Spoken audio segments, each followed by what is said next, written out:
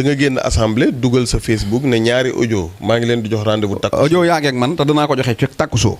waaw léegi nag nit ñi dañoo yaakaar ne audio man kay dama ne la yaakaar ne coow loolu moo tax nga daw dellu ginnaaw. Abdourahmane du ma waxi ba xam Abdourahmane tekkiwul dara ci politique. te takku soo bi Rufisque gii mu dëkk Rufisque gii ma dëkk nii.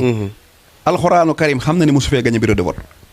seen kër seegandoo yi la ñuy àndal seen waa kër man Abdourahmane est-ce que jabaram sax mas na ko wateel kenn gëmu ko day sóob nii rek nekk ci télé yi di tararari rek. amul ñaari nit damay tàyyi ci moom man homme politique boo xam ne yow ànd nga ak Idriss Seck ba baax politiqueal sa bopp ba baax ànd ak Diomaye mësoo gagné bureau de vote. Abdourahmane ñeenti nit xamuñ ko moom amul nit man du ma wax ciy waxam aw ma temps quoi kooku tekkiwul dara. audio yi ay gone la àndal di leen jox ay poste suñ poste yi ñu ko jox. ñooñu la leen neexale waaye audio bi muy sàccee man yor naa ko. mais audio yi da nga cee dellu ginnaaw da nga cee daw deuxième. damaa ñëwagut télé ba. waaw lu tax demoo. Sonko moo doon wax ci jour boobu. après du deuxième jeudi dañ bi doon def pause première paire Diomaye Touba ji jeudi bi jàll.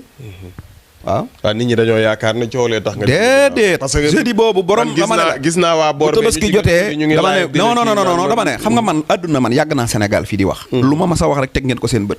man bu ma ne laa damay rey nit dama koy rey man lan laa am sens ma nekk fi dawuma ci de.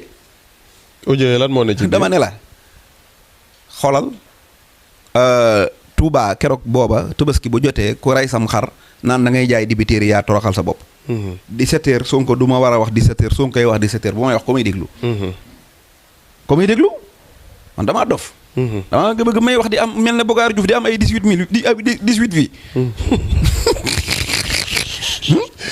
waaw mais audio yi. Bogaar da doon wax am 18 personnes man maa doon seetaan muy 19. mais Cheikh Bara nga ne audio mimi nga wax. waaw ma ne Dramane Diouf Dramane nga wax ak kële. ak Madiambal Diagne.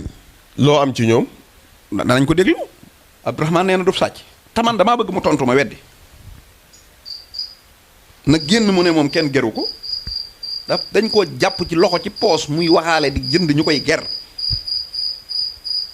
maa la ko wax am na ci audio boo xam ne sax dama la ko ci doolil. dafa wax Diomaye wax bu garaaw. boo xam ne bu ko Diomaye déggee di ko baamu. man coalition boobu bàyyi leen maa ngi ñoom rek maa leen di tas. te di nga génne audio yi. bañ a génne. kon baax na kon baax na beneen bi xam luñ mën ci man.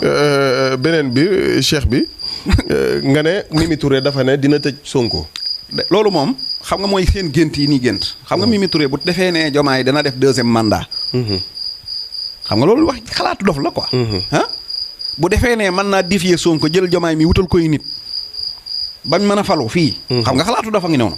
ci seen xalaati dof yooyu ci la xalaate ne mën naa dem ba tëj Sonko. waaw. waaw nit ñi waaye Sonko ku koy tëj nday baayam Sonko ku koy tëj nday baayam juddu. nday baay kay tëj Sonko juddoogut. waaw maa la wax lii. moom Sonko.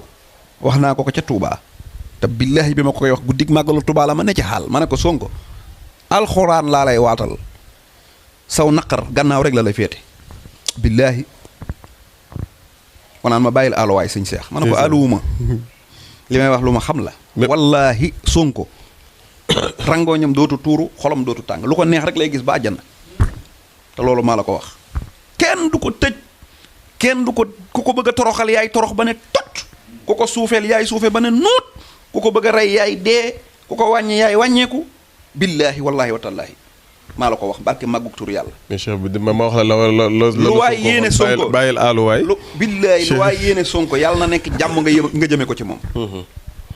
bu loolu weesoo nag wax dëgg yàlla am réew moo demee ba 90% sénégalais yi bëgg la. gëm la topp la nga fal président de la république toog nekk premier ministre. yembar mu tekkiwut dara. musóoram gu weng naan dama lay tëj fu mu lay tëjee. mais Cheikh bi loolu ku mu neex yéene ko. sa émission bi man damaa bëgg a nekk président États-Unis bu ma neexee. wala ma nekk bala ma door. mais sa émission bi passé nit ñi dañoo gis. yéeneem ci Sonko waaye dama lay wax dara nag. Mimi moom mooy dem kaso nag. man maa la wax lii. loolu nga gis waaw Mimi. Diomaye dana nekk président sax mu ne ci kaso bi. déet waay waaw bindal denc.